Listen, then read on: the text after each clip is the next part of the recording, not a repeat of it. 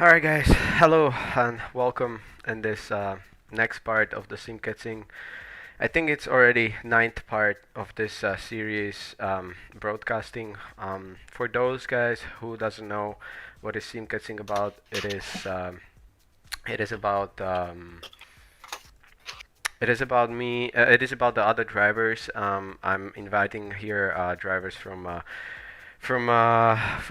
motorsport and sim racing environment, and I'm asking them about their careers, either in motorsport or either in sim racing, and we usually have fun at the end of the each streaming. We racing together. We'll see how it goes with Bruno. I heard that he has some issues with iRacing, so we'll figure it out. We might have some races in different sim. We might not have. We'll see. But anyways, I just want to let you know, guys, that everyone who's watching has the opportunity to ask question Bruno about anything.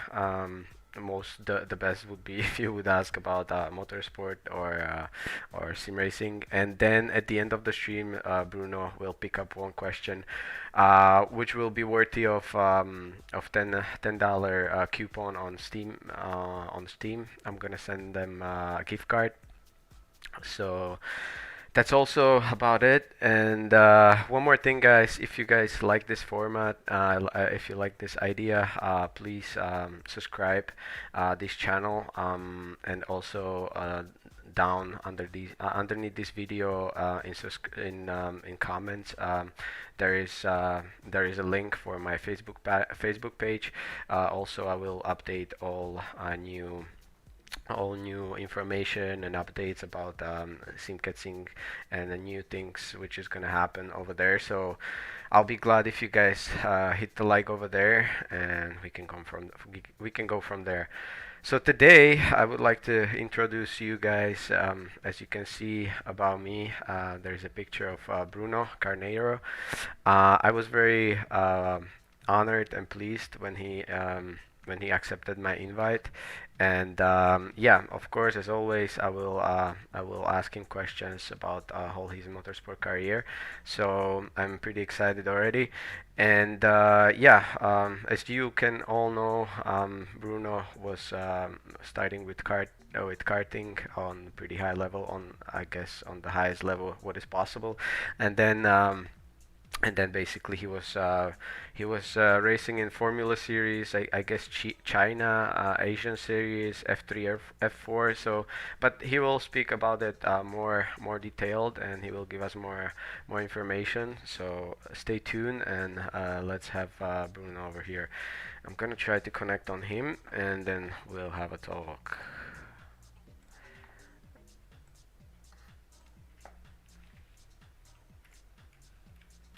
All right. What's up, Bruno? How are you? How are you? Good, are you? Jacob? Good to see you. So as I mentioned in my little intro, I'm very honored and pleased to have you here. Thank you for accepting invite. Yeah, my pleasure. Thank you for the invite. Yeah, man. So as you can all know, I mean, most of you guys know, and who doesn't know us, Bruno also has his own Twitch channel where he's broadcasting a lot of different things. So also you can follow him over there and have a fun with him. So today, like I said, we're gonna go through his motorsport career, and then we will try to go all the way to his sim racing career, which is I think just recently started, and he's trying to build up over there, and then possibly we will have some race between each other on Assetto Corsa Competizione, maybe, because I've heard that you had some issues with iRacing account. Can you tell Yeah. me on beginning what happened over there, just for fun? I get very into it and take it super serious, but I essentially was doing Daytona week, preparing for Daytona 24, which we got killed in by an LMP2 car. So when I got like dive bombed and hit off the track by an LMP2 car, I just proceeded to say kind words, and it was protested. I just told the guy to F off, and So I'd that get really like heated. So I got protested and got a 2 week little vacation. man, I don't. So I understand totally. Like racing, motor racing is full of emotions, and that's part of it. That's part of the every sport, so I understand. But did it happen throughout the actual 24 hours, the incident? no, the race where I got protested was just a normal IMSA race for that week. But the only reason I know that it wasn't during the 24 by any chance was because I didn't even get to drive the 24 because we got killed in the first 45 minutes. So I didn't even I didn't even get to turn a lap, unfortunately. But Yeah, so I just want to mention that there is a lot of guys in my friends who's playing Assetto Corsa, and I'm keep telling them about iRacing, how good it is in a multiplayer, and just yeah, this is just the case about how great they have their like structure and how it works. So Bruno had one, I think, warning. You had one warning, right? Because yeah, previous incident, and then second warning, and he was immediately banned. So I think it's great how it works, and it's pretty strict, and yeah, it keeps good level of racing always. But that's not what I'm saying. Is that you did something wrong? It happens, yeah, right? yeah, yeah, But yeah. yeah. All right, let's go. Let's go on to it. So let's start from your beginnings, right? I'm very curious. How did it all started with you and motorsport? Do you have your family background with the motorsport, or how did you come into the motorsport? Uh, yeah, my family never raced necessarily, but they were always into motorsports themselves and loved racing. I grew up watching Formula One when I was a kid, so I was super into motorsports and especially Formula car racing. And yeah, when I was 4.5 years old, my dad used to work for a Brazilian steakhouse, which is Rodizio Grill. That's still my sponsor, as many people know. But it's just a very popular Brazilian restaurant here in Utah, and it's expanded all across the United States. So when my dad used to work for them, I would have to go to the meetings and stuff. And essentially, I get like salt and pepper shakers, and I would like put straws on the track, and the straw would be a hairpin, and like I'd make a track out of like all the little assortments on the table. So they saw that I really enjoyed racing, and the first person that was helping me out, which was Ivan Utreya, who's the owner of Rodizio, he actually bought my first go kart, and from then on we've just kind of been working together since. So it's been a fun ride up, and that's how I started. It was just in karting and doing some local stuff here in Utah until I was about 9, 10 years old, even so, and then I started going to more national, international, even karting races. So Nice. So you said you were 9 when you started to first doing karts, right? no, I was 5 when I first started, but just in Utah, and then like 9-ish years old is when I started going like more serious international Oh, okay. karting and stuff. So Yeah, you're racing basically from as you were 5 years old. Pretty long yeah, career. Yeah. yeah. And then Old man. and oh yeah. Oh yeah. If you don't mind, can you tell us how old are you now? Yeah, I'm a boomer at 21 years of age, so Oh, um, oh, you finally can drink alcohol, right? yeah, yeah. In the states, everywhere else it's fine, But Oh yeah. finally in the states, I'm okay to like legally drink alcohol. So Yeah, that was funny. Like with my girlfriend, we went to USA, and she was like 20, and she already could drink the alcohol for like 2 years in Europe, and then she came to the US and she yeah, she wasn't able to drink. It's funny. All right, but they have like driver's license moved 2 years earlier, right? 16. You were yeah, it's 16, 16. Crazy, which is right? crazy. It is. There's some people that should not be driving at 16, so It is. um, Because yeah, yeah, exactly. All right. it's a little backwards, but All right, so karting. So let me tell me more about the karting. So you did so you grew up in US, right? Or yeah, I was born in Brazil, but Mhm, I came to the States when I was like 10 months old, so mhm. really young, and then yeah, I've just grown up in the States since then. Okay, so both your parents are Brazilians, right? Yes, yes. Awesome. All right, so I guess because you're Brazilian, all your idols are like the Formula One's idols, right? Who is your Yeah. the biggest idol? Who is your Uh, Ayrton Senna, without a doubt. Yeah. of course. Didn't mean to cut you off. It's just immediate Ayrton Senna. So Yeah. Yeah, man. All right, and so then 12 years. So you did some local races from 9 to 12 to nine, from like 5 to 9, and then at 9 years of age, then what was the first like international or where did you start it? Like how does it work? What's like the how where's the breaking point where you wanna like turn to the like serious competition? What do you have to do? I mean, most of it was just financially, Mhm. just waiting until I could financially do it. But there's just different championships in West Coast side of the states with Mhm. karting, and then also the eastern side. So a lot of stuff in the winter series, more or less, just because California and Florida are very good on the weather. So once I could get the funding, it's just you go race against like Mhm. international people, but it's still in the states. And it's more or less that's where you kind of have to be performing well and doing well to be able to even have a chance to like consider moving out of karting. Um, I was never very good in karting because I'm still pretty short for my age, but when I was in karts, I was super short and very skinny. Mhm. So the center of gravity was horrible, or the weight transfer was horrible because it's all planted on the seat and like holding it down. I can't move the cart with my body, which is really, you know, beneficial. So it was a little bit tricky in karting, but we struggled a little bit, but we did pretty well in like the Challenge of the America series, as well as in Florida, and then like the bigger stuff when I went to Italy to race or Brazil to race karts. Those are pretty good. Again, I struggled my whole karting career because I was really short and really light, Mhm. so the weight and everything like that doesn't help. Whereas in cars, it's kind of better to be, short, Yeah. so Yeah, yeah. Light, right? Less weight. yes, yeah. I mean, they'll balance it out with the weight that you put in the car for ballast, but still, Yeah. it's Yeah. easier in the car than Yeah, when you heavy than it is. when you're heavy and you need to have lighter card, they cannot cut up from you, right? it's it's Yes, it's yeah, better to exactly. add some weight than like not being able to Be over. yeah overweight.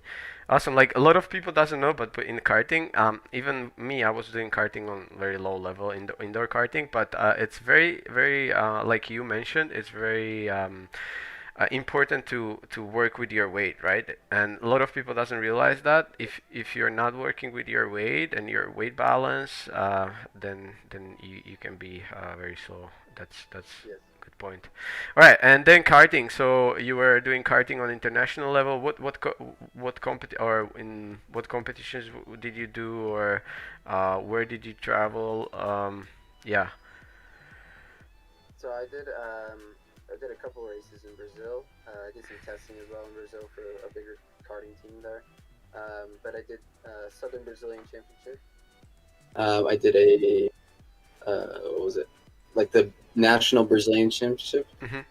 and then I also did the Italian, like it was like Trofeo Ayrton Senna Italian Championship or something. So it was just in the south of Italy, pretty big event. And we were running the Vortex engines, Uh-huh. which was just pretty fun to drive. And yeah, those are the main ones. But you get European drivers in that, and then in Brazil you get some of the best Brazilian karting drivers, and there's really talented guys in Brazil. So it Okay. gets pretty tricky.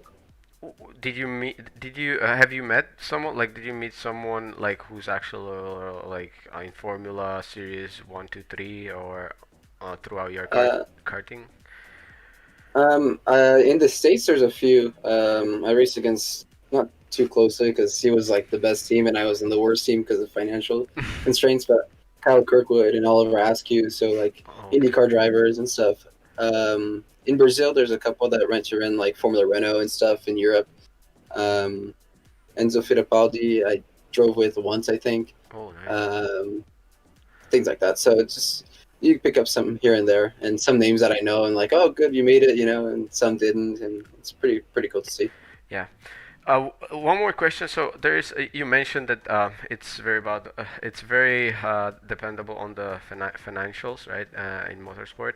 But if there is like, for example, let's say there is a little kid watching right now, or like the kid in the years what you were where you were trying to build up on your karting career, what would you suggest? Or what would you give them as advice? What is the best to do in that perspective?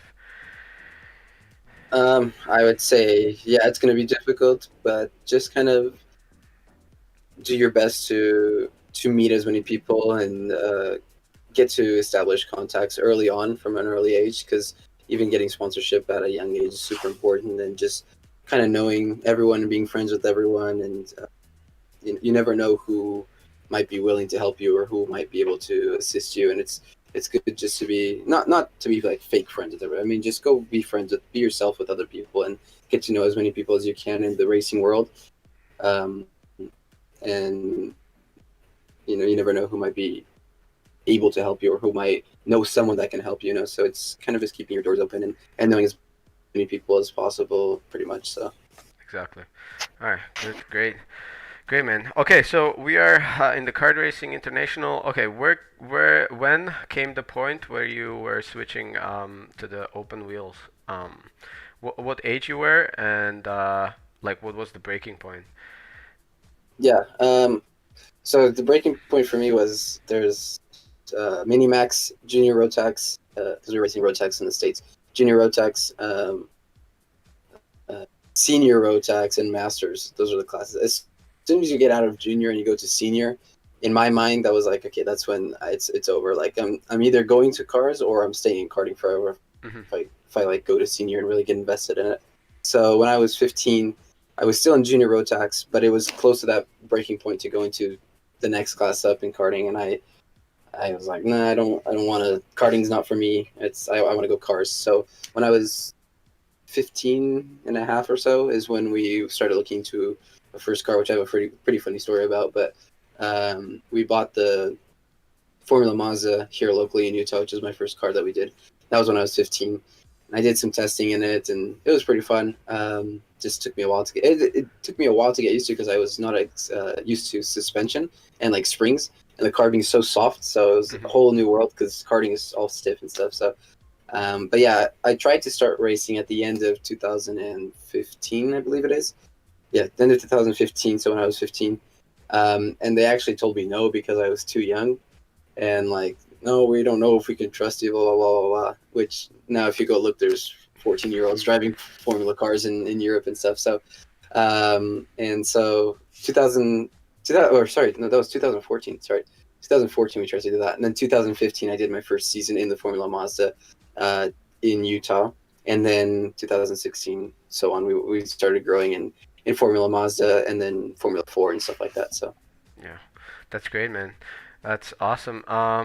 So you mentioned when you were talking about what's the best for the young guys to do. I would like to mention and what I feel like in motorsport, the individuals who's doing motorsport, a lot of fans doesn't see it, but you really have to be very mature in your early age, because like you said, Yes. you need to meet a lot of people. You need to make a good impressions on a lot of people. So it requires you to be very mature in a very early age. And yeah, like you said, there is a lot of trust from the other side who's putting into you, because they giving you basically a lot of money, right? Yeah. So yeah, a lot of people doesn't they don't see it, right? They only see like you have to be really good racing driver, and you have to do good results, but that's not simply enough. You have to be good like personality. It has to be really good personality, right, for it. Yeah. Well, I mean, you mentioned my Twitch, so maybe it's not the best example because I'm kind of a child and a joke on there, but just to be funny. But yeah, maturity is like something I'm super thankful for with racing, is that it taught me a lot of maturity, and like for my age, I've been told several times I'm advanced in like my maturity and stuff. Although in my Twitch I can be kind of a jokester and stuff. It definitely taught me a lot in like being mature and like how to compose myself, and Yeah. in the track situation and whatnot for sponsors and doing interviews with sponsors and stuff, because at the end of the day you're representing a brand, so you got to be Yeah. good when you go do an interview and stuff. So Exactly. Exactly. I have one question. You mentioned that the biggest step when you were stepping from car to a formula, the springs, right? The softness of the car. yeah, yeah. Do you think like is it the biggest breaking point for every driver when they're doing karts and then they actually jump into the formula car? Because like the steps between, for example, Formula 4, Formula 3 to it's not, I guess, that drastic ones, right? So the biggest step Yeah, is it like that? I would say that, and also the fact that the car I drove was a manual, so I had to get used to H pattern and shifting and stuff like that. But I think it would be the biggest thing is just springs, because you come from karting, which is like completely solid frame, and then you have all these new components of like different Yeah. corners of the car working with you, and like weight transfer, how to work with weight transfer, and how to like load one side of the tire and not the other. So I think that's the biggest difference, was just that the car moves like so much more, and how your inputs move the car more than it would in a cart. Yeah. So So yeah, was it very hard to adjust? How long did it take you? Like for example, let's say track time or yeah, how long did it take you to like feel okay? I'm feeling confident now. I can push it to the limit. yeah, it was about a day of like four like 20-minute sessions. So it took me a day of like track time, let's say, to like fully understand what was going on. And then after that, I started, chopping away time and stuff like that. So Yeah. Awesome, man. Okay, so we're in Formula right now, Formula Series. So you started in Formula Mazda, right? You said in Utah, and then yes. what was the next step? So after that, we wanted to go the next step up. The end of 2015, I also took part in a Mazda Road to 24 shootout. So I drove the brand new, just like an iRacing, the Global MX5 Cup car. So right the year that that came out, I test drove it. That was actually the same year that Glenn McGee, who's an iRacing driver as well, went, and he actually won the shootout. Wow. So it's pretty cool to see an iRacing driver. But they were like, it was pretty cool because they had like the microphone on the exhaust, and they like had a guy riding in the back of the car, like recording the sounds and stuff. So that's when they were developing the car for iRacing too. But end of 2015, I got to kind of test drive that and do a shootout and try to get a scholarship. And Mazda told me, let's focus on Formula cars. So we decided to buy Pro Formula Mazda, which was also an iRacing. I think it's just Star Mazda is what it's called on iRacing. And raced that, and I did the Formula Car Challenge series in the west coast of the states with that, as well as in the end of 2015, I got invited to go race in China for Formula 4 because I was fundraising certificates to Rodizio Grill, who's the Brazilian steakhouse that sponsors me. So I happened to go to the the group of people that were purchasing the track here in Utah, and I didn't know it was them. I just went to go sell certificates because that's what I was doing that weekend, and they were like intrigued in me and wanted to learn more about me. And they actually, again, going back to like you got to know everyone, they knew a couple that were supportive of me as well, and so that couple, explained more about me and put trust in me and whatnot. So from that, they invited me to go race in China. So end of 2015, I did the one event in Chinese Formula 4. We got a podium in that on our rookie debut. So it was pretty Awesome.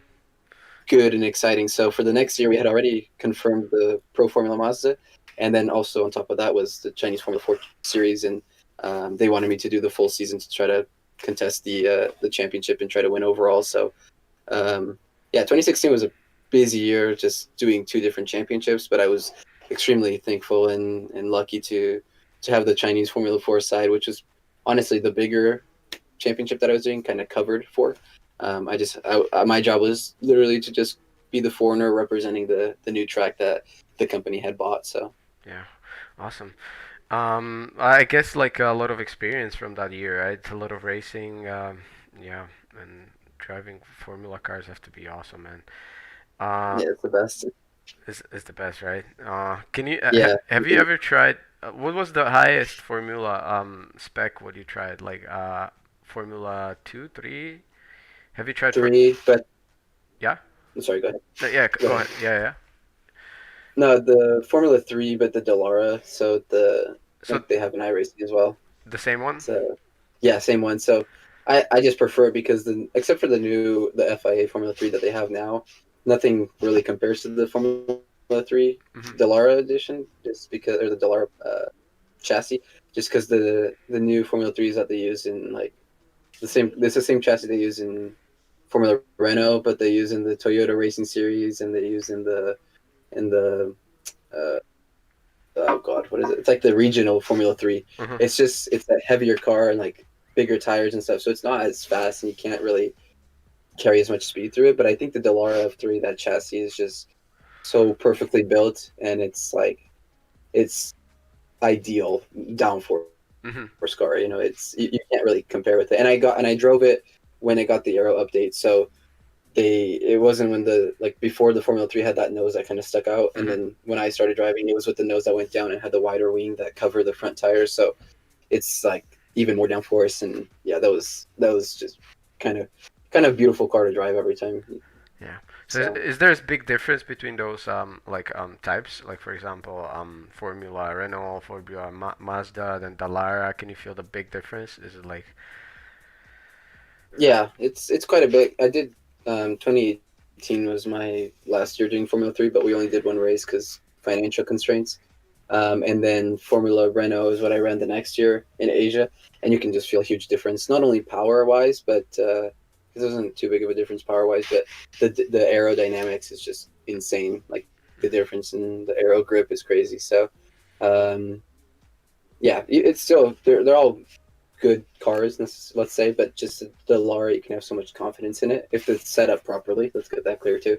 The car has to be really finely set up for you to have confidence in it, but once it is, then you can trust it. So in this I would like to ask like how much percentage would you say like is set up? For example, when you see the driver, right? And mhm. he did some great lap, right? And then Yeah, how much would you like say how much percentage is because of the setup?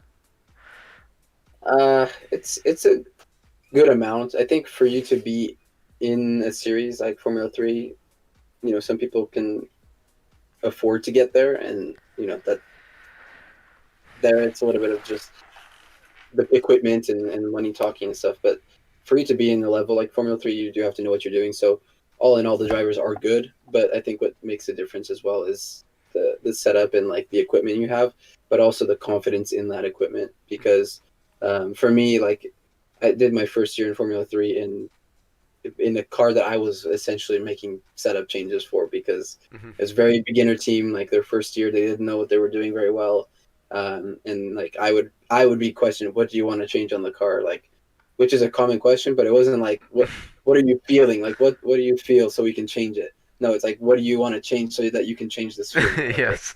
Christ, I don't know. It's like I know very little, but I don't know that much. So I had that for a year, and then I stepped into a really good team for one race. We decided, let's invest in the team and see how it goes.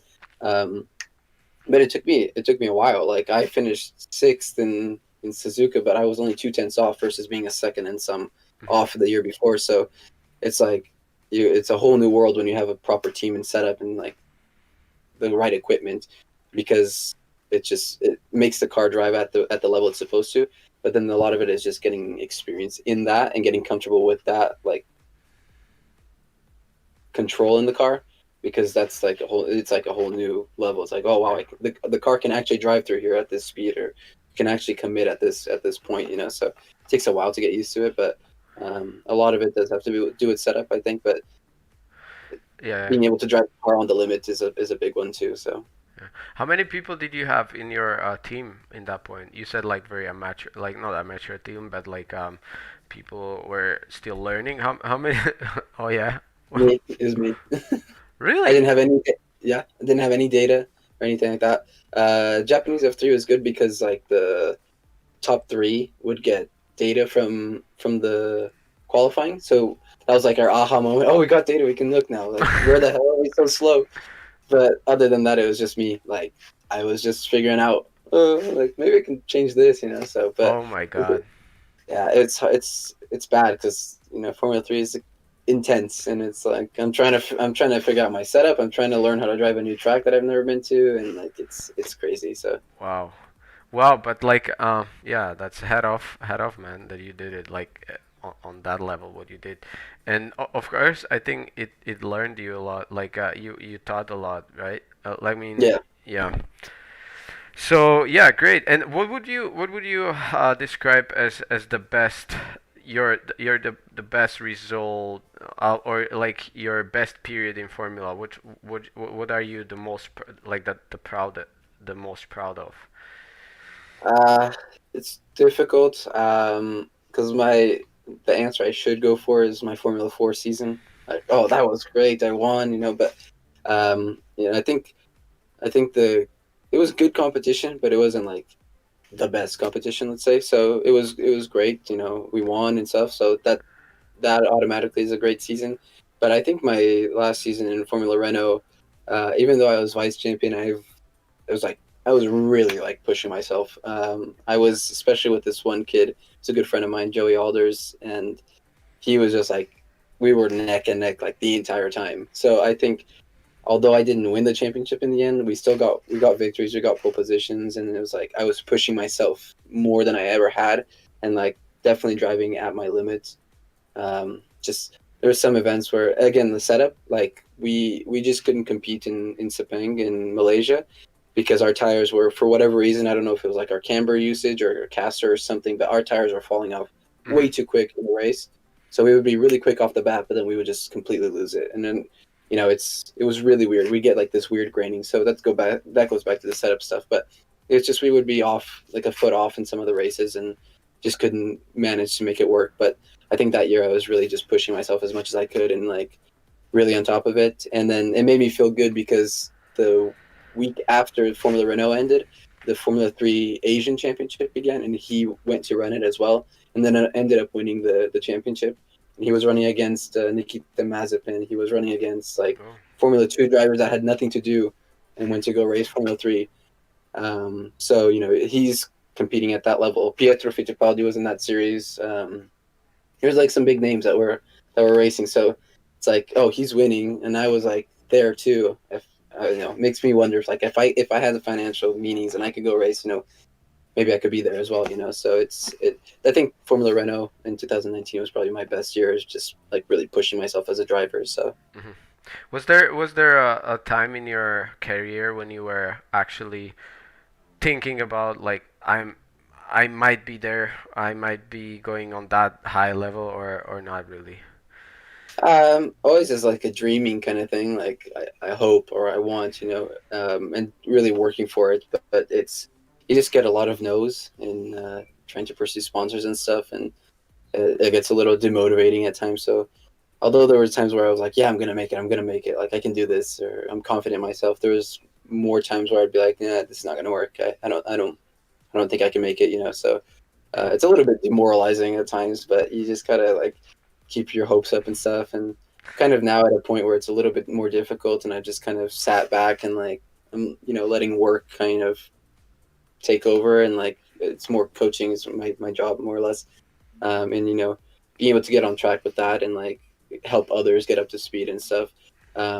And just kind of like hoping on a prayer or something that something will come around and we can get back on track. But yeah, it gets difficult after a while. You just gotta accept the no's and like Yeah. keep moving. So Yeah, I think that's one big unfortunate thing about motorsport that it's dependable so much about financials and yeah, but it is what it is. Hopefully it will change by the time, but we'll see, man.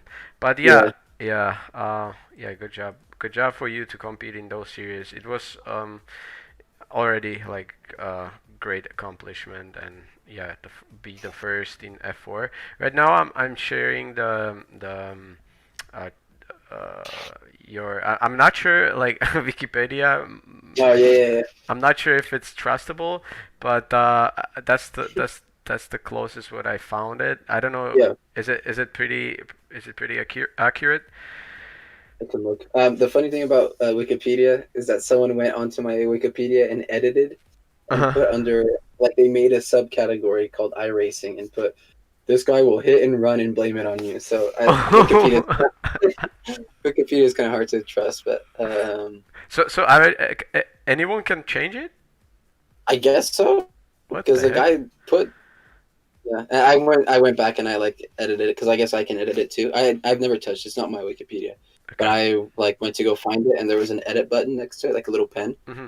and so I clicked it and like just I erased it and stuff. So Okay.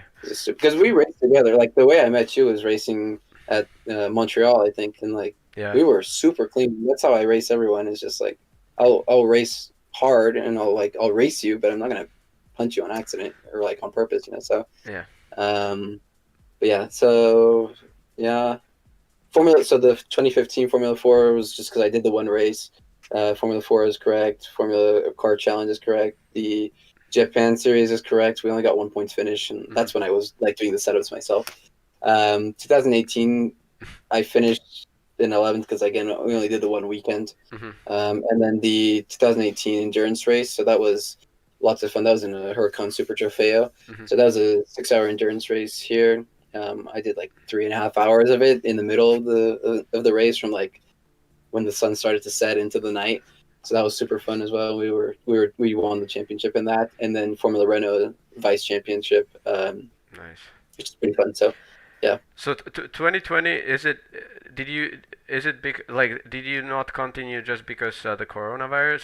Do you think that you would be continuing in F3 if there? I mean, like, the Formula Renault series, if the coronavirus would not be there, or? we thought about it. The problem with the Formula Renault series is, well, like our team was headquartered in China, so actually when we left the final event, it's kind of when things started getting kind of ugly with COVID, down in China especially. So I remember we were like leaving Hong Kong, and then like a couple weeks later, like got really bad over there. So um, I think the problem was just the team was uncertain if they'd be able to race because they didn't know how long it was going to be Mhm. happening for. And then the other thing is my main sponsor being a restaurant.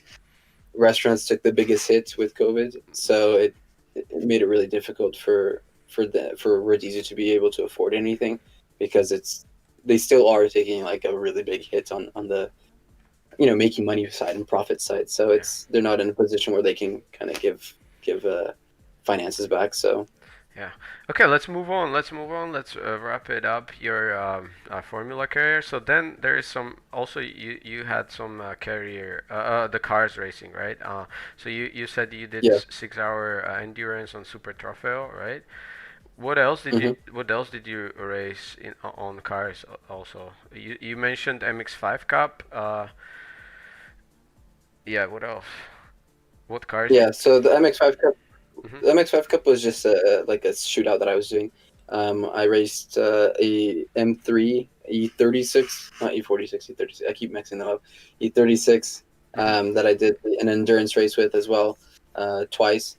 Other than that, just like testing here and there. I get to do a lot of events on track as well. So driving Porsche GT3 Cup cars, the GT3 RS, driving Lamborghini Super Trofeos, testing like Mercedes GT3. So a lot of these cars that I like get invited to drive or like I get the opportunity to drive and stuff. So it's pretty fun. As far as GT cars, nothing too major or crazy. It's more Testing. just like Yeah. testing or local events or like Yeah. it's track time is the main thing, but it's smaller stuff. So And in way of like driver skills or how you have to behave in a car, I mean, like obviously there's a big difference between Formula car and then the GT cars, but how would you describe it? What do you need to adjust the most as your driving style when you switching from Formula to like GT cars?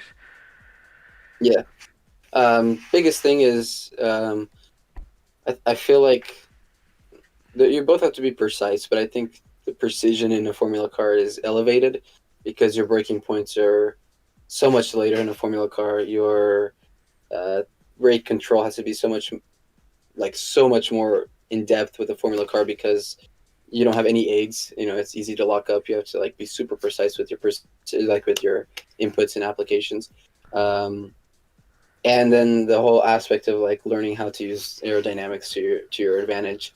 So like I see a bunch of people talking about, oh, F3's like, again, I've been, it's just been my whole like last few months I've been iRacing and stuff. So I see a lot of people saying like F3 is super easy to drive, and it's easy to drive because if you mess up a corner, the aerodynamic kind of catches you, you know.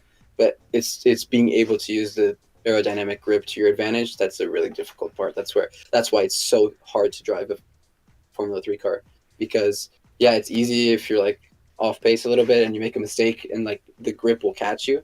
But if for you to be able to like drive on the limit with aerodynamic and really take advantage of it, it's like takes a lot of skill. You know, it's really hard to do. Just because it's so much trust in a car, and you have to really be one with the car to really trust the car. The other thing is just with like GT cars, they're so much heavier, so your lines are adapted a lot. You have to like bring the car down to apexes a lot sooner because you have to remember that you have weight that you're trying to bring down as well. So it gets really tricky with that, and it's a whole new driving style. Like your lines change a lot, braking points obviously change a lot, but the main thing is just lines. You can't carry as much speed through a high speed corner. You have to adapt the line for it to work and stuff. So it makes it really difficult in that sense. But it's its own kind of thing. I think with touring cars, you get the advantage of like driving aids, which helps. I like the pure driving of the pure feeling of like I might lock up here if I put a little bit too much pressure, or Yeah. if my release is not precise, I might lock up. I like that pure feeling. But I think with touring cars, it's a lot of fun too. That you kind of have that safety barrier, so in case something happens. Yeah. Is it so? So Formula is much more harder for like making it's more a chance that you're gonna do a mistake, right? To do some kind of like kicks, right? In I think Formula. so. I think so. Just because you don't have the aids, you can loop the car and you can like Yeah. lock up the car a lot easier and stuff. So, Yeah. in that sense, yeah. But then again, if you try to carry too much speed with the GT car, then it's really hard to catch it because it's once it goes, it's kind of going into a lot of car to catch, So, it's yes and no. They both have their own like their things, but I think you're more accident prone with the Formula car just because the lack of the aids and driving assist. Yeah. So I think anything what you're driving on limit is pretty hard. Find the yes, limit. for sure. Yeah. All right. So okay. So let's move on to your sim racing. So basically, when did you start with the sim racing? Was it like throughout your motorsport career, or was it just recently when the coronavirus started? How did that all started? Yes, so I've had iRacing for like 6 years now or something. So, and the only reason is because when I went to go drive Formula Mazdas, iRacing had the Formula Mazda, so I was like, oh, I can use this simulator or this whatever this game is. I never knew what it was to use as a good testing and whatnot and to prepare on. So I did like 4 years of purely just messing around on the sim and just doing test drives and stuff like that. And then only recently, like when COVID hit, and I kind of had to stay locked in the house. That's when I really got into it and Mhm. really got focused on like gaining my career as a sim racer and stuff. So Yeah, yeah. Yeah, we can see the pictures of you doing iRacing on very special setup, I guess. yeah, How longing past it was? Like how long was what? like when it was like how many years ago that thing when you Oh, were sorry. no, you're fine. You're fine. No, that was like when I first started karting, first started sim racing. Sorry. So probably like 5 years ago, and I kept that like until like 4 years ago, and then then I upgraded to like a Thrustmaster, and I had like an open wheeler seat for 2 3 years, and then now I've completely once COVID hit, I was like, oh, let me take this more seriously, and it's like, oh, I want to be fast now, so let me get better equipment, and now I'm at a point where I spent more than I would like to admit on sim racing stuff. So So in this way, would you say that the better equipment makes you faster in sim racing or no? I mean, I have a friend who runs a G29 and is quicker than me, or just as quick as me. For my sake, I'm going to say he's just as quick as me, but he's quicker than me. Um, yeah, he's some people can adapt to it. I don't know how. I just struggle a lot because I'm used to like Feel.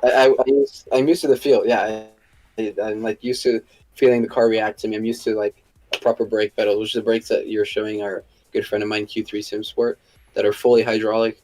And I've like never felt something so realistic. I have to drive with my racing boots on because it's just so heavy. It feels like the actual pedal, you know. So um, it's crazy. Some people can adapt to it. I think it gives you such a more intense feel to have the right equipment and stuff though. And for me at least, it's helped, and it's like a cover up for how bad I'm driving on the sim sometimes. So All right. So you did get this setup just recently, right? yeah, well, when COVID hit, I had like a Thrustmaster, like the same wheel as you, and the T3PA pedals.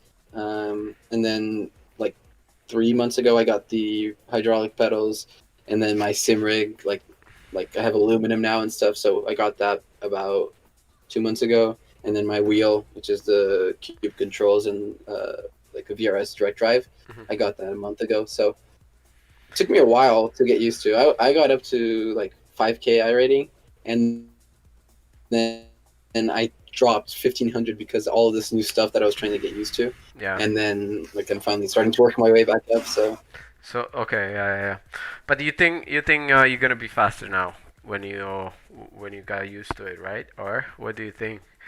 yeah, I've gained a lot of pace for sure. Yeah. Yeah, I gained a lot of pace. I had like a week where I gained 600 I rating out of nowhere. I was like, okay, well, this is good, So Yeah, and I have one question. I saw you like before, like I think 6 months ago when I met you. I saw you were using VR, yeah, right? And now you're on triple screens. How yes. would you compare those? What's your opinion on that? Um, it's it's difficult. So my friend kind of introduced me into VR and gave me a chance to try it out, and like for me, it was like, well, this is amazing. Like this is crazy. You feel like you're in the car, and it's for the immersion level. There's nothing better, honestly. Even like using triples, it's not the same. The immersion level of VR headset is like one of a kind. So it's just the experience is so cool. The only problem is for me is that I was streaming, and so it was kind of hard to like read chat. It was hard to keep an eye on like my fuel numbers and like what time the leader was running because I wanted to know my pace compared to leaders and stuff. So for the streaming experience, it's a lot easier on triples.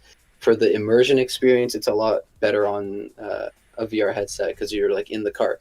But I think I've found a lot of pace being on triples compared to being on a VR headset, just because you're just more open and stuff. And I don't know. I don't know. I've found more pace being on triples, and like when I went to test out not the same friend, not Brad, but a different friend, I went to go try out his VR, and I drove it for like half an hour. I'm like, well, I'm like messing up everywhere just because I didn't get I forgot how to drive in VR and stuff. I got used to driving in triples and stuff, so I think the triples for whatever reason work in the sim side of things, but for the immersion level, the VR is Yeah. probably the best thing you can do. So I was also experiencing a lot of I didn't have enough base stations, and I didn't want to buy another one because I'm cheap.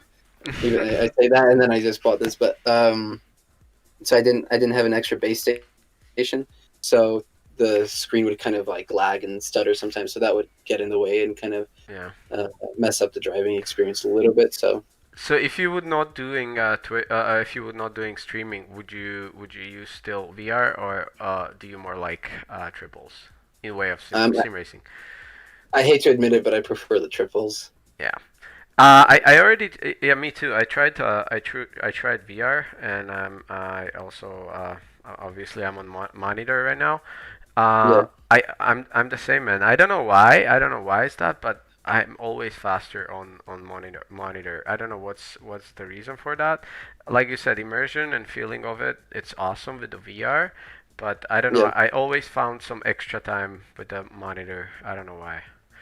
Yeah, for sure. for sim I just feel racing. bad, you know. Yeah. I feel bad because like when with my streams, the VR kind of covers up my face, but now everyone that watches my streams has to watch my face now, so it's unfortunate to look Yeah. at that ugly. So No. You wanted to show them all that beautiful beauty, right? uh, I don't know where it is, but yeah, I guess. All right, man. Okay, so just briefly describe our your setup. You already said that you have a sim cube. What base you have? Yeah, it's the VRS direct drive. Uh huh. It's more much recent that it's come out, but for the price, there's nothing that really compares it. So yeah, it's a great wheel. It took me a while to get used to, um, but it's really good. And once you get the settings really figured out, it's really nice wheel. And I've only driven a Fanatec, and again, everything kind of is based on how you have it set up. But when I drove the Fanatec, it felt like the wheel was just kind of heavy the whole time. Hmm. And this, I was really feeling like the bumps a lot more. So it's I'm really enjoying the direct drive, and you really get a feel for it. The Cube controls wheel, so they're a sponsor of mine for the Twitch streams and stuff, and I'm Nice. super excited to have them on. It's like this is the most gorgeous wheel you can get, I think, in my opinion. So I thought about getting the CX2 with Hmm. the dash and stuff, but I settled for the. I didn't settle because this is beautiful, but I got just the Formula Pro with Hmm. the clutch pedals on the back too. So it's pretty cool to get like the dual clutch launch. And then for like the rest of my sim, I just have a aluminum extrusion rig pretty much. So it's very similar to a sim lab, but my friend just kind of helped me design or like pick out the exact dimensions and stuff. So it's built like a sim lab, but it's a much cheaper alternative. And then I just have a sparkle seat. Hmm. The pedals I have, like I said, are the Q3 Sim Sport pedals. So they're coming out soon with like for sale and stuff. They're just fantastic. It's my friend's company that he's starting up, and he's going to start selling. And yeah, just most realistic pair of sim pedals I've ever felt. And I've driven like different sims here and there and stuff, but nothing compares to these. They're insane. So there's just so much confidence and trust you can put in them. So yeah, they're impressive. So those are the pedals, and then I have a very janky triple screen monitor setup because I didn't want to buy a track racer Hmm. or anything like that for triples because it's too expensive. So I bought more aluminum, and the aluminum like connects behind where the wheelbase is, and then I have a Walmart triple screen monitor that I had to get adapted because the arms were not long enough, even though they were meant for 32 inches.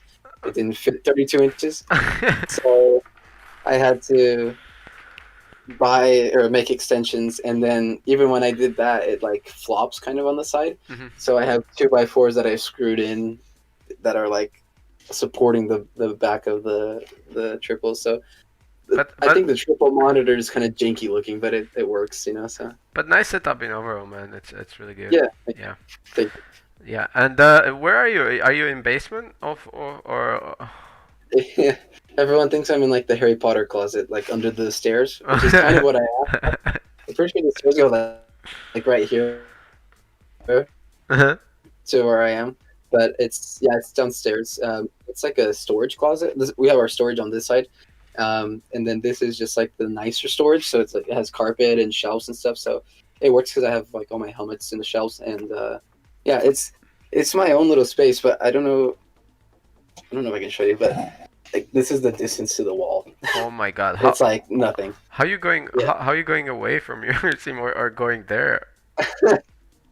I don't know if you want to see. You I don't jumping know over how. or crawling? I crawl. Do you want to see? It's actually pretty funny. That's how I get most of my intros to my streams are like me crawling into the sink. It's so bad. Hold on, let me see. I don't know if it will reach, but I can do it like this. So like, I'll So you have a little hole, like yeah, it's a little hole pretty much. Can you see my screen still? a little bit. I can see the steel support of your. Oh yeah. Okay, okay. It's like Oh yeah. I think okay. I know what you mean. Yeah. Oh my All right, God. that's okay. So I will literally put my feet through here and like grab this, and then I twist my body Man, So that's harder than entering the Formula One car with the halo. yeah, I know it is. It's something. But That's funny. But yeah, yeah, that's my but that's the word of to have a great sim setup, right? yeah. It's worth it. But and the other thing is like I could flip it around and just jump in from the back of the seat if I had the seat pointed that way. Mhm. But the problem is the background would not be so nice because it's my door. Mhm. Um, and like some of my friends know, my sister likes to like come into my room a lot. Oh yeah, So for streaming it kind of reasons, right? Yeah, yeah, for streaming reasons, I like this and like having this as the background. If I put it on there, it'd just be kind of ugly background. So that's it's true. worth it. It's worth it. That's true. Okay, let's do some. I have some questions about sim softwares. So I don't know if you have tried any other softwares like sims than the iRacing, so you can compare them. For example, what sim softwares have you tried? I have let's see. I have ACC. I have Assetto Corsa. I tried Race Room, but it doesn't work with my wheel for some reason. Like it wasn't picking up force feedback. Mm-hmm. I have R mostly R Factor. mostly. Have you tried R Factor? I did the demo, but it didn't recognize my wheel. Okay. Some people told me not to buy R Factor, so I don't have it. Okay, so if you would have to compare them, so you're putting iRacing as a first, right? Yeah, Floor. Okay. In terms of physics or in terms of like how the multiplier works, plier works, or in yeah. overall? I'd say just the physics side of things. Nothing can really match it for some reason. I've tried Assetto Corsa, I've tried ACC, anything. Like I don't enjoy it, and then I get on iRacing. It's like, oh, this feels like it should. So I So prefer yeah. iRacing, just the way it handles and like the feel with the force feedback is just so much more So real. so you think the iRacing is the closest to Yeah. to the reality? Yes. Yes. Okay. Yeah, you get like I drive a set of Corsa sometimes, and you get these weird like Yeah. snaps. Like what? You know, like it's weird. You But then talking you about get you iRacing. talking about the old one or Competizione now? ACC. Uh, ACC. I've even felt Yeah. ACC. I felt it sometimes. Yeah. Where it's like the car's like disconnected. You don't feel the car for a little bit, and then it's like, oh, okay, that's weird. But iRacing just all around. It just feels proper, you know. So Yeah.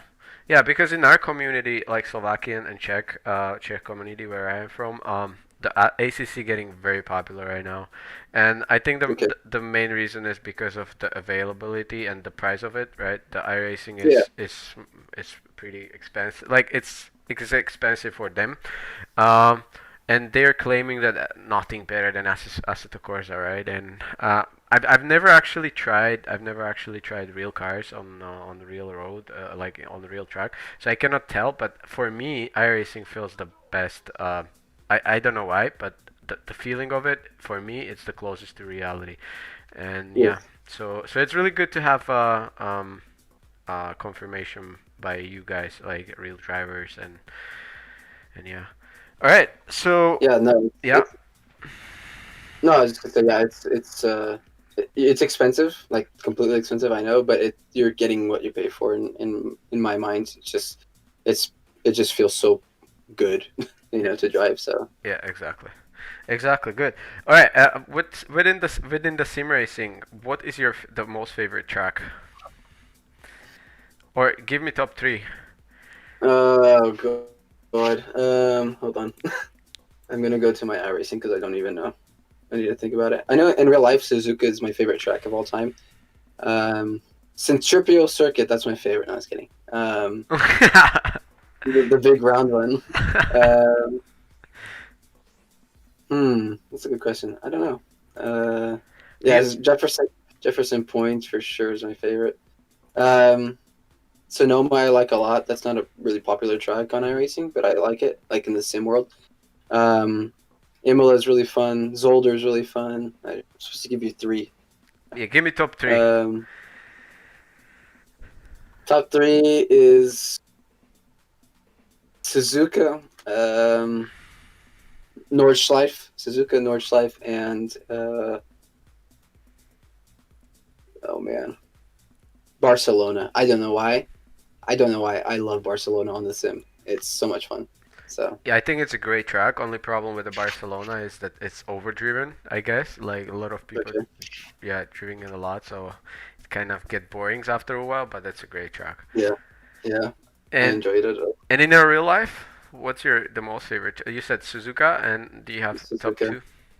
I saw the I'd say onboard. I saw onboard on Sepang. Sepang looks to be a really great track. yeah. That's a good one too. But I Yeah, I think Saban is up there. I'd say Suzuka is my favorite track of all time. I really enjoy Sonoma in California, like mhm. Western California or Northern California, sorry. And then not to be basic, but Laguna Seca is a great track as well. That's super fun. I got an opportunity just with my coaching and stuff to really get the experience at Laguna, so it's a fun track. But Sepang is great as well, just like high speeds and stuff, and it's a fun track overall. It's just so humid there, so the track gets kind of slippery and stuff. So Yeah, awesome. And I always asked the real drivers. I know it's kind of a hard question to ask and hard question to answer. What is the biggest similarities between sim racing and real racing, and what is the biggest like dif difference? uh, biggest similarities I think are just I'd say the tracks and like the depending on the sim, I think the tracks and like even lap times. I did Road America with coaching this last year, and I had to set a data lap. So I did a data lap on the sim, and then I did a data lap in real life, and I was like a couple tenths apart from each other. I'm like, oh, that's pretty cool. And then the other thing is like you're driving the track, and it's like, oh my god, I saw that in the sim, or like, oh my god, I saw that in the sim, like, and then you go back to the sim, and it's like, oh my god, that really was there, like, Oh my it's God. really crazy. So you have to have your graphics like all the way to the top though to get all of the stuff, but it's like you see everything that's really there, and like the little hut, like the little building or stuff. It's crazy. So I think those are the biggest similarities, but the characteristics and feelings and stuff. The biggest difference though, uh, probably before the race. Hey, how's your day going? Like, good to see you on the track, man. Like the chitter chatter. It's like Jesus Christ, shut up, you know. Yeah, man. Um, and then other than that, it's just like the dive bombs. Like there's overtaking and there's hard racing and stuff, but you don't see as like stupid of moves sometimes.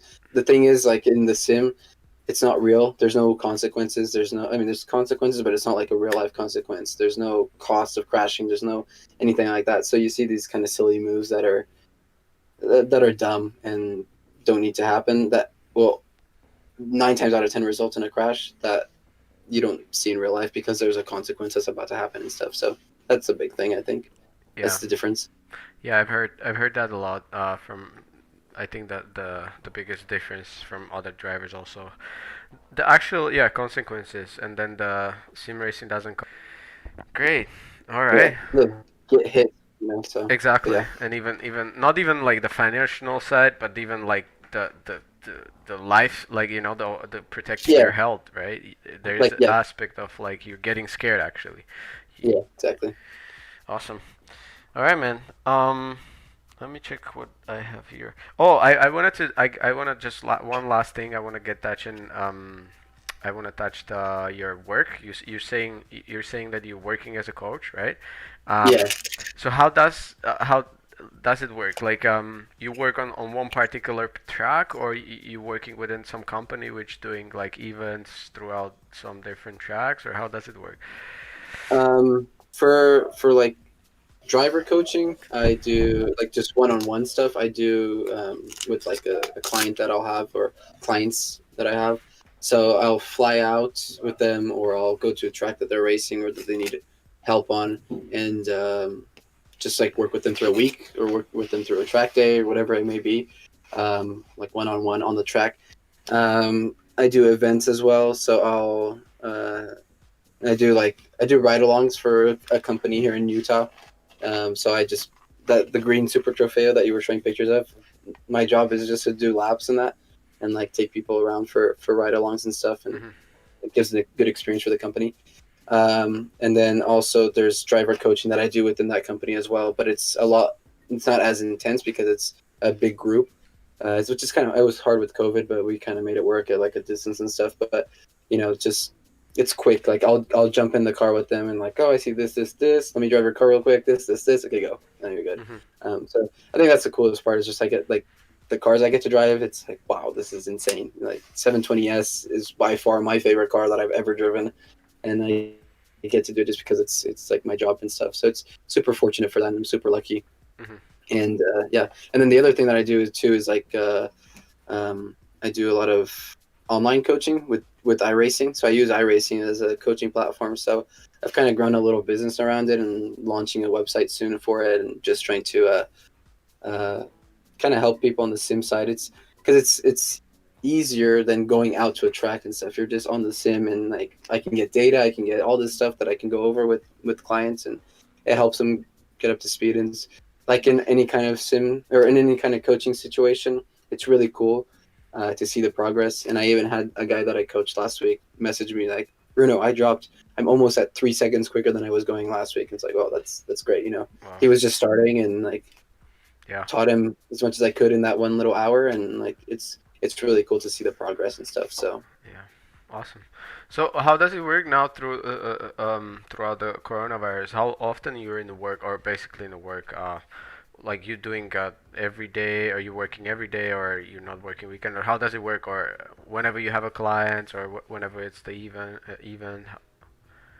yeah, I mean it's mainly just when there is a track day.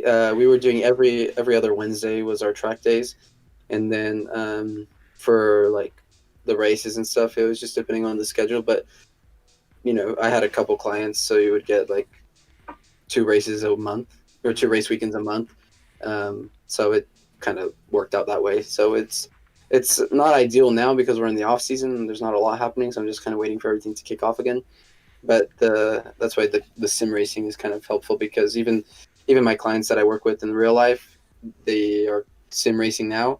So I can still kind of keep coaching them through the sim during the off season and stuff. So Mhm. it's pretty cool. It's pretty cool in that sense. Awesome. All right, and what would you want to question in a sim racing when like someone's trying to get faster? What would be your suggestion? What to improve or what to focus on to get faster in sim racing or get better? Um, Well, for me, it's kind of hard because it's like you want to have fun on iRacing. There's so many options, or any kind of sim. There's so many options.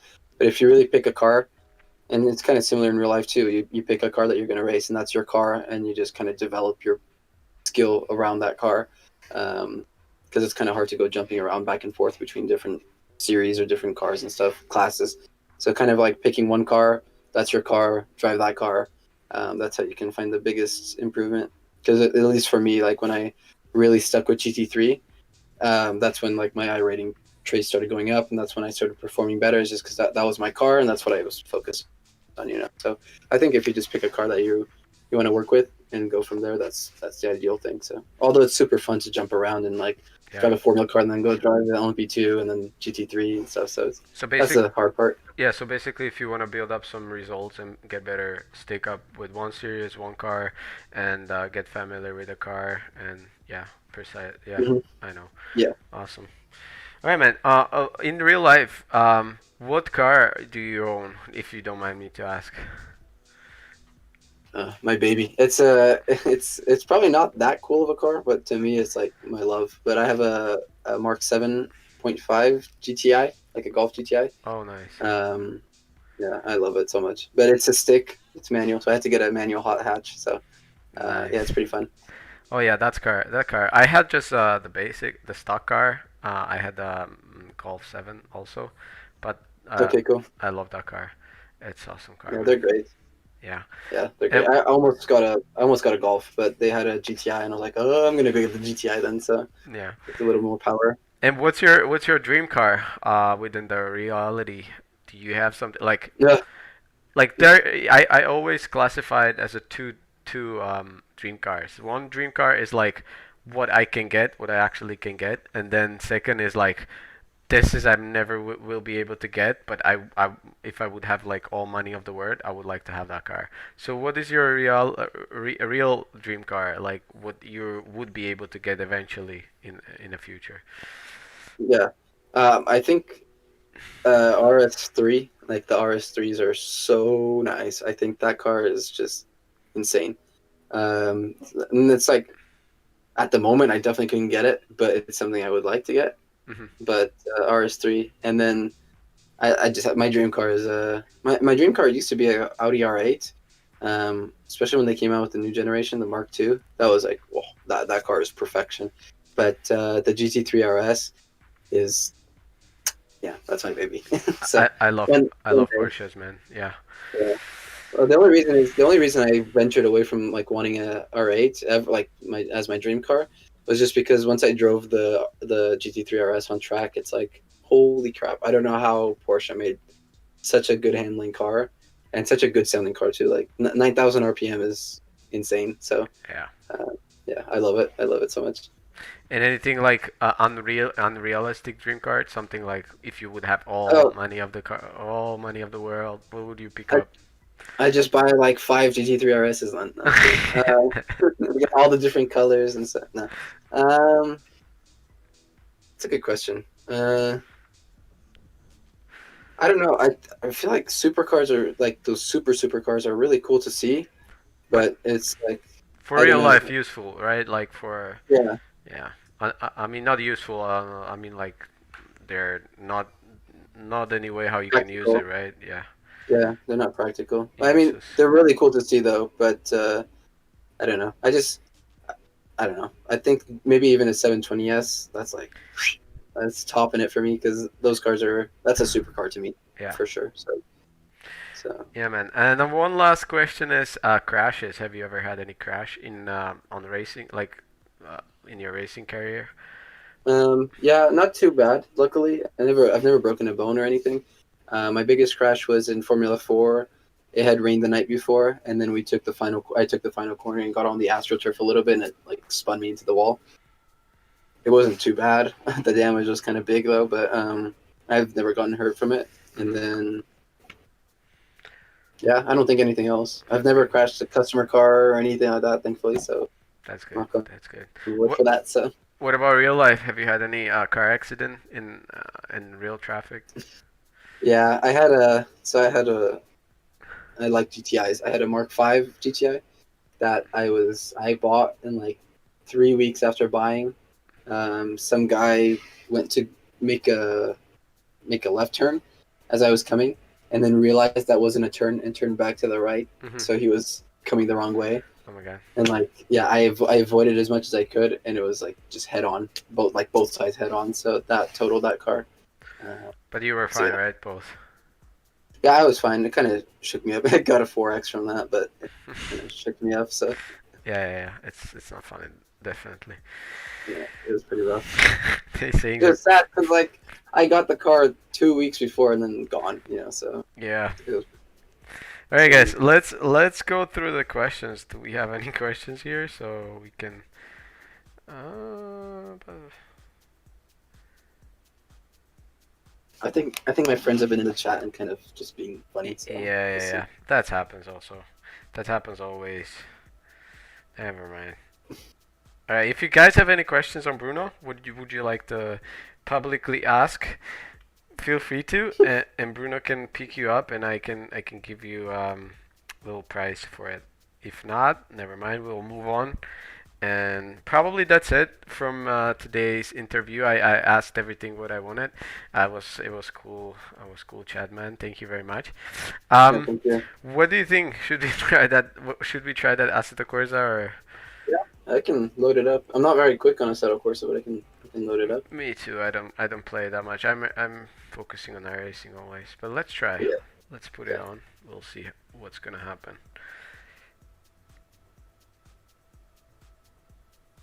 Oh, we got. I think there's a serious question in chat. That's good. Yeah. Nice.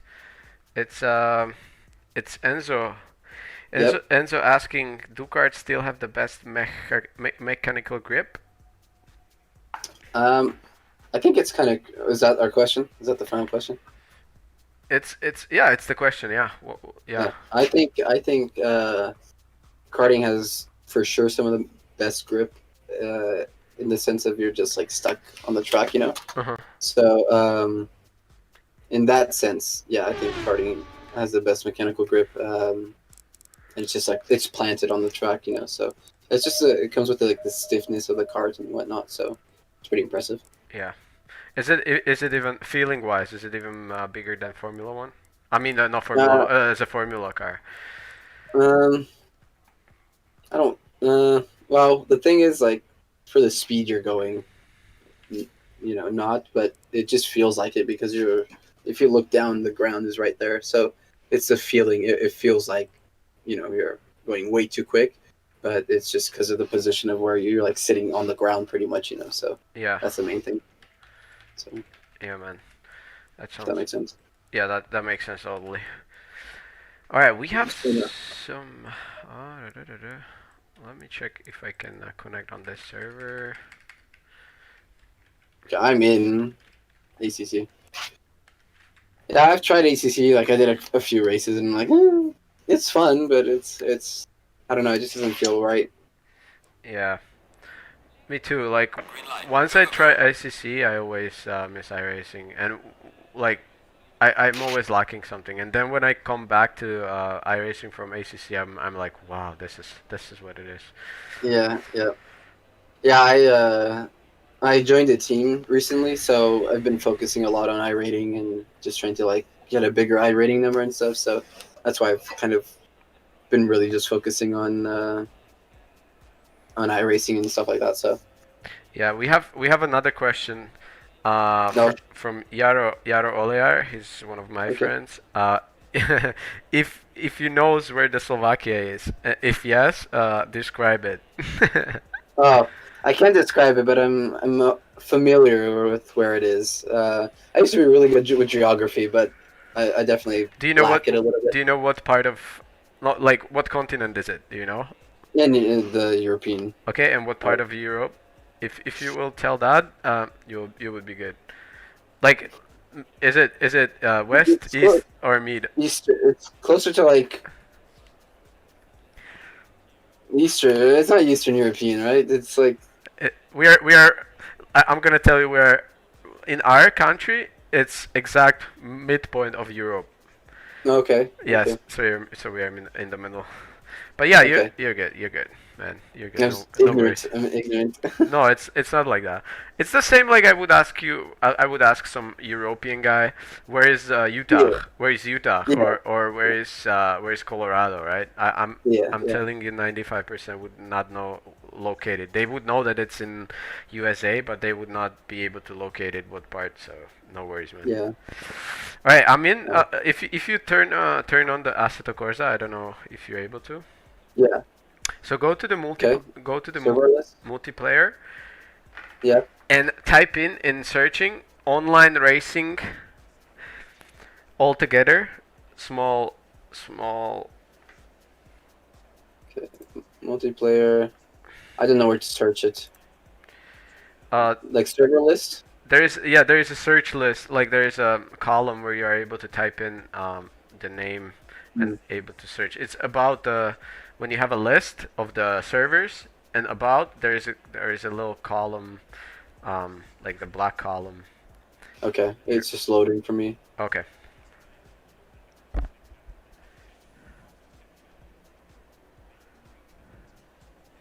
Sorry. No worries, man. It's searching. Yeah. I haven't been on here in a while, so That's alright. there we go. Okay, what am I? What? So online racing, Yeah. EU altogether, like Europe, just Okay. Yeah. yeah. There should be three servers.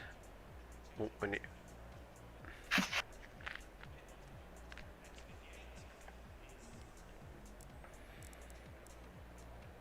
Also, I don't have any safety rating or anything in here, so like my it's safety's pretty bad. it doesn't matter here. It Okay. will connect us. It's fetching right now, it says, so. Uh-huh. Yeah, acid courses sometimes is.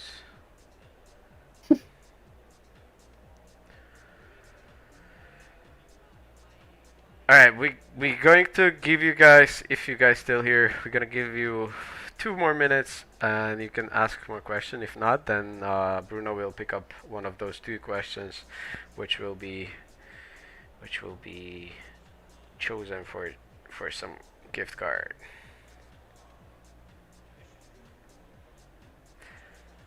Sorry, it's still fetching it, it says.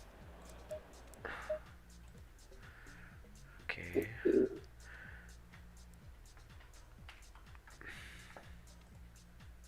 I don't know why it's taking so long. 1 sec, I'm gonna help you a little bit.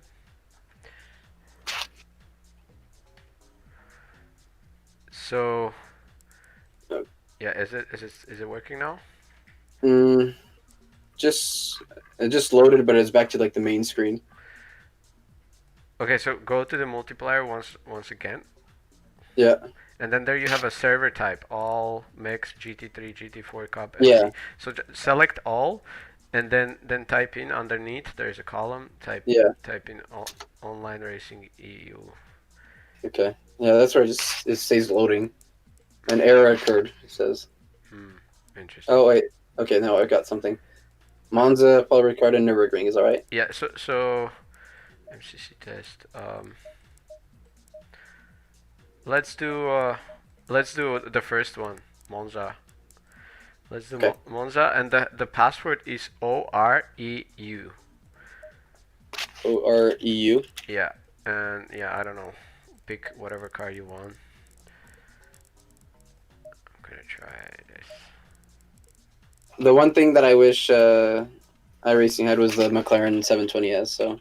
Yeah. Sorry, OREU. Yeah, OREU. Okay, perfect. I'm in. Okay. Wait a second, I'm in. I'm going to. Green light, go, go, go. Awesome, we're in. Sweet. Aggressive setup. I'm just gonna hit aggressive setup, that's it. And let's go on track. I hope it's not gonna lag. Hopefully not. Okay, but why I'm not able to? Oh, because I'm not in a car. Where's the ignition?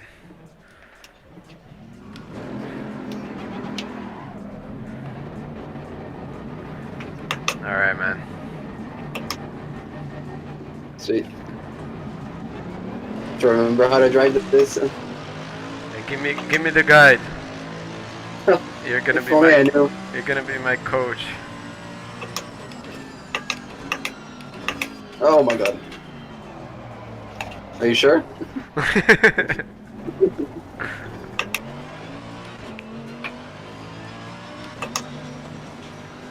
Sorry, it took forever for your car to like load up on the screen. I couldn't see where you were. Okay. Oh, this car is beautiful. McLaren. I love it. Have you ever driven in this car? And on this track? No, right? No, never Monza, sadly. The only time I went to Italy was for karting. Yeah. Okay, let's do this warm up and then we'll do a little battle. It's gonna be fun. Okay, sounds good. Oh, it's kind of unstable, this car. I'm just not used to the brakes or anything on this game. So. Me too, man. I was doing a VRS last weekend. It's so different right now. So you've been banned from iRacing, right, for 2 weeks? So you haven't played anything? I've just been doing AI racing and like test drives and stuff. Oh, okay, That's okay. All I can do. I'll be back soon.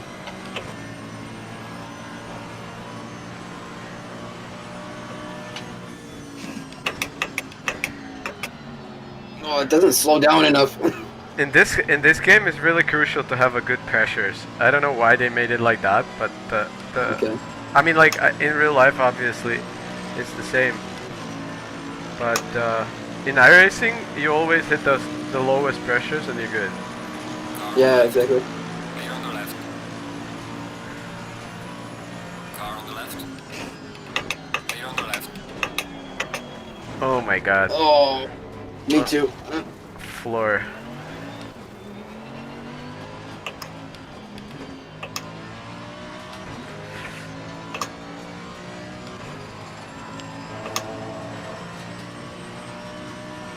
Finally, the Merc is fast. In iRacing, it's so slow, poor thing. Exactly.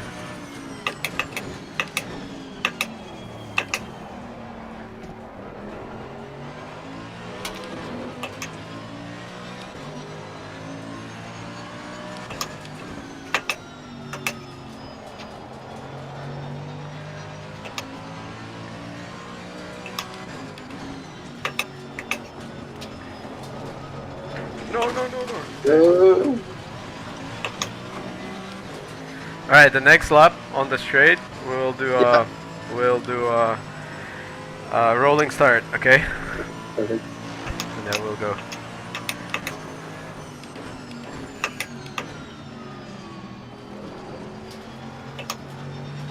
So Daytona 24 hours. How long did you practice for that one? Like a month of practicing and like just getting used to it. Oh my gosh. Yeah. Bad. Like the team had a really good setup and we were quick, but got killed early on. We got killed by a GTE car, and then along with that, we already had wing damage from that. And then like 45 minutes into the race, the guy killed us. So Okay, I'm gonna be your follower. The next Okay. next lap, I'm gonna be the leader. there you go. Okay. So whenever. Whenever you want.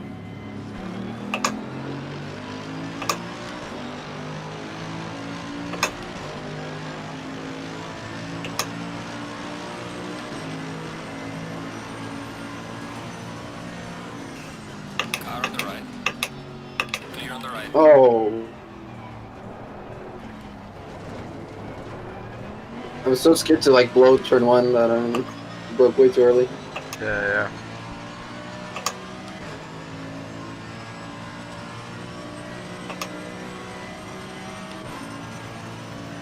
Yeah, that McLaren seems to be very slow on the straight. I don't know why. Yeah. Not very quick in the straight line, seems.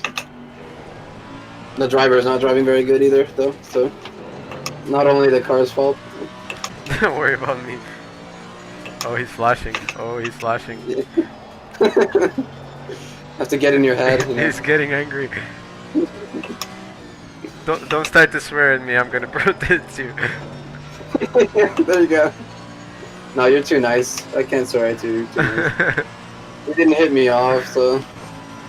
Don't worry. Sometimes I have my own moments when I'm too aggressive. Sometimes, Yeah.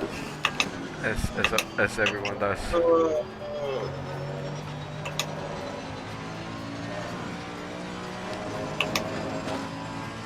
Yeah, like in the draft, it's not doing too much here. Mercedes OP.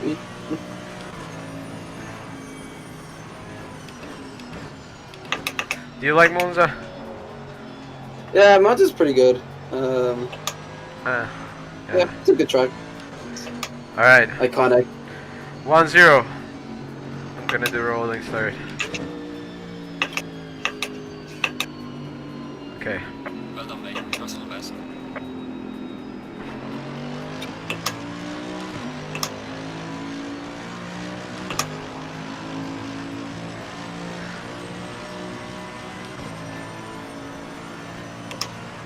Oh, I think I overdid it. Oh, no. Oh, yeah. Did I? Oh, yeah. Uh, I'm back. This car doesn't have much torque either. It's kind of like slow out of the corner. Yeah. I remember when I hit you on that Montreal. Do you remember when I hit you on the in the Montreal? It was like third turn. I felt so bad, so I let you go. You did? I don't remember. When we met, you remember? Yeah. We were I didn't remember racing. you hit me. Yeah, Yeah, I didn't remember you hit me. I hit you and then I let you go. Because you were first, I was second, I was following you, and then I missed my braking point, Okay. and then I let you. I probably deserved it. No. That was fun though. I remember like everyone was super like, oh, that Jacob guy is so cool because we had a really cool battle in the LMP2. Yeah.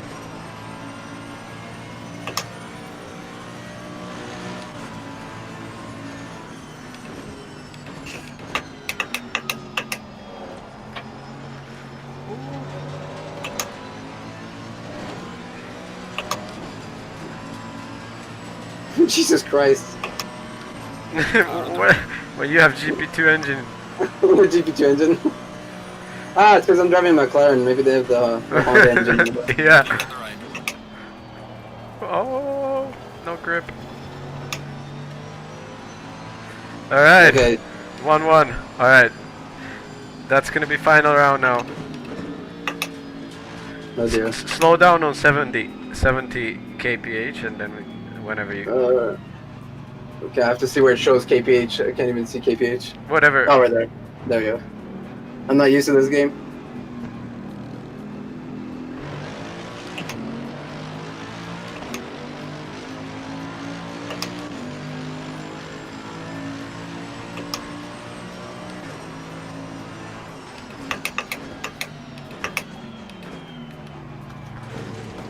Yeah, my life goal was to not miss turn 1, so we're good.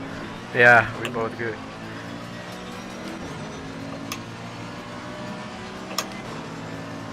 It's ridiculous how fast I am on straights. I don't know why. Yeah, it's really quick.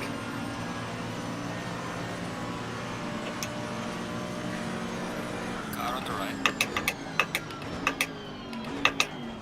Clear on the right. Oh, hello, Chris. That's good, that's good.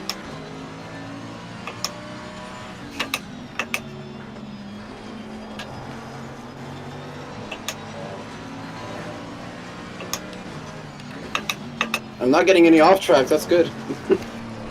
Oh! Oh no! Got some light damage. Light damage. Alright. Sorry, man. That was my. Oh my. Oh Yeah, my. you're good. I checked up too much.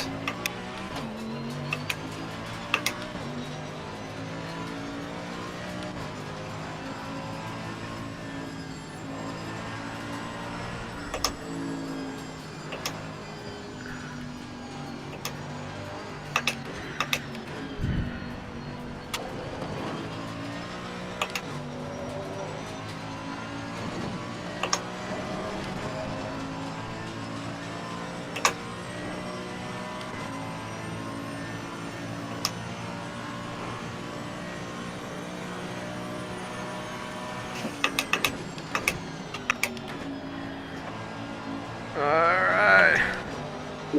We can retry it if you want, because he's fun. Alright, go on. Not fair. Go on. Just keep going. Yep. It's gonna Now be, you get the mega draft. I have light damage on front.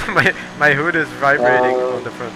Oh really? But Oh. now we are equal now. That's good. Yeah, there you go. Oh no! Make! Clear on the left. Sorry, man. You made it. You're good, you made it work. You made it. No, you're good. No worries. Car on the right. It was clean, it was clean. No, it wasn't. Good send. I would I kill think they you. were man. Daniel Ricciardo.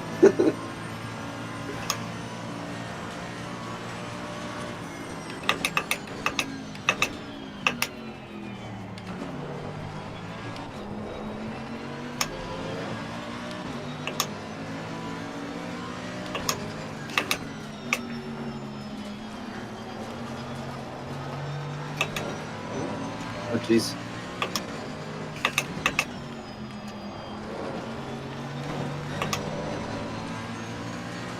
It's not a bad game though. I said of course it's pretty good. Yeah. It has just GTs, that's the thing. Car on the right.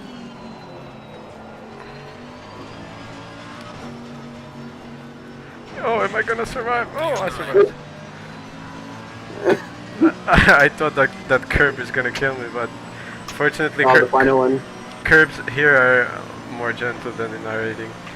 Yeah.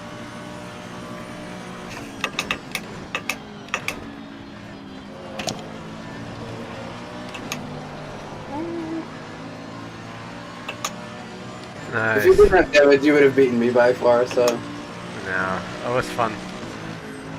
Alright, man. Well done, mate. Fastest lap so Thank far. you very much. It was a pleasure. Yeah, of course, my pleasure. That's fun. Yeah, thank you. Thanks for the invite. Alright. Yeah, I thought, of course, it was fun. It's not bad. It's not bad, but I still think iRacing is better. But it's not bad, like I'm Yeah. saying. Once you get used to it, it's good, but definitely lacks something. Yeah, for sure. All right, man. Sure. So I appreciate it. appreciate you, man. Thank you very much. Hope to. Oh, we still have. Wait, we have one more question. Okay. One more question. Yeah.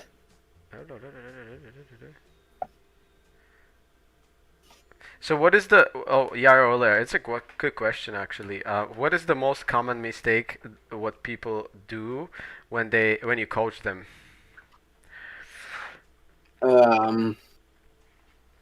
I think it's really common for well, there's a couple things. I think most common is some people can overslow a corner, right? Too much brake pressure, or they can like just brake too early, so the corner you're not coming into the corner with enough speed.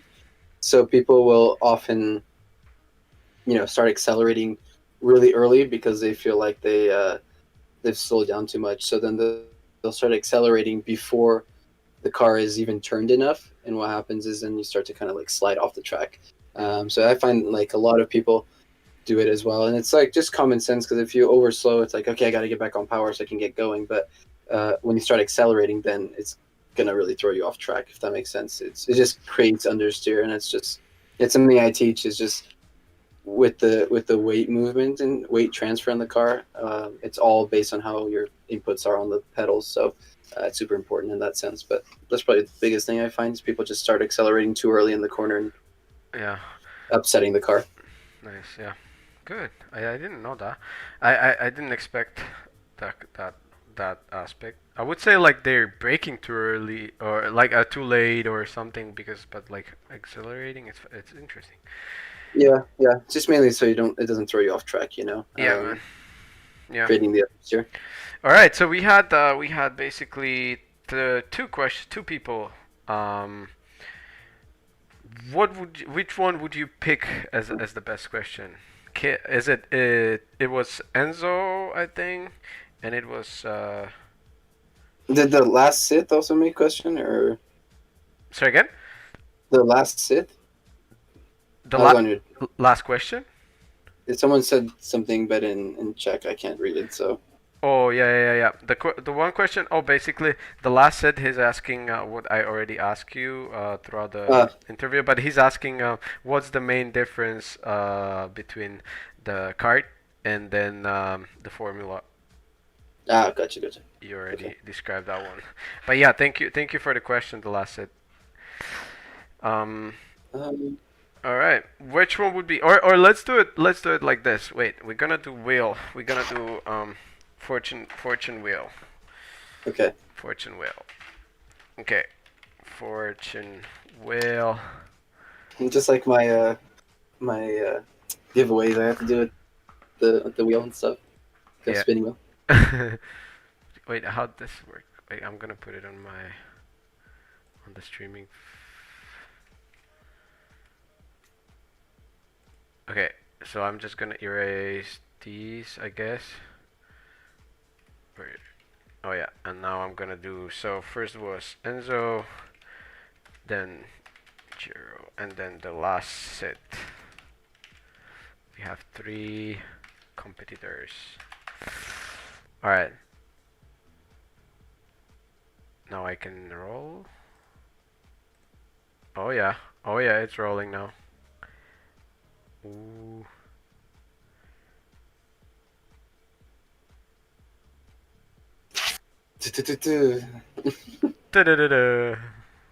Enzo! Alright, congrats, brother. Thank you very much. Thank you very much for everyone, guys, who are here and who was here. Hopefully, more people will see it in the replay. In Yeah, and then thank you, man, for joining me, and thank you for accepting invite. It was a pleasure. And Yeah, of course. I always love to have chats with guys who has real racing experience, and especially on the level what you did. So thank you, man, and hopefully we'll see each other on tracks anytime soon. If not, Yeah, for sure. I'm wishing you the best luck in everything. What you're gonna do, either it's gonna be sim racing or real racing. Yeah, no, thank you. I appreciate it, Jacob. Yeah, for sure. We always do our little community races too. If you ever want to join, you're more than welcome to. So. Absolutely, yeah. Let me know. Yeah. Let me know whenever it's happening, and I'm gonna Yep. join for sure. Sweet, sweet. I appreciate it, man. All right, man. Thanks for the opportunity. All right, so have a good night, I guess. Have a good rest of the day. Yep, thank you. All right, see you soon, brother. Thank you. See you. Thank you. Bye bye. Bye. You want me to just head off the Discord call, or? Yeah, I'm just gonna turn it off, Okay, sweet. and then see you soon, bro. Sweet. Appreciate it. Thanks for the opportunity. Thank you, man. Bye. Yeah. Have a good day. Bye.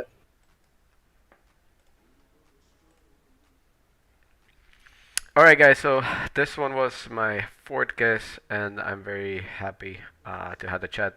That I could have a chat with him. It was very interesting. I asked him everything what I wanted, and he told me very interesting things. And yeah, basically, as with everyone. I just want to let you know, guys, that next part will be next week, as usual, on Thursday, 8 p.m. or basically 20. I don't know how to say it in what's the military time? 20 time in European time. So basically 8 p.m. European time. We're gonna have a next guest. I'm gonna let you know what guest it's gonna be in next couple days. I'm gonna introduce him, and then create event. So thank you very much. Hopefully to see you next week. If you guys liked it, please leave a subscribe on this page, on this channel, and if you like it, also you can hit the like button on Facebook page, which is mentioned underneath this video. Thank you, guys, and hopefully see you next week. Bye.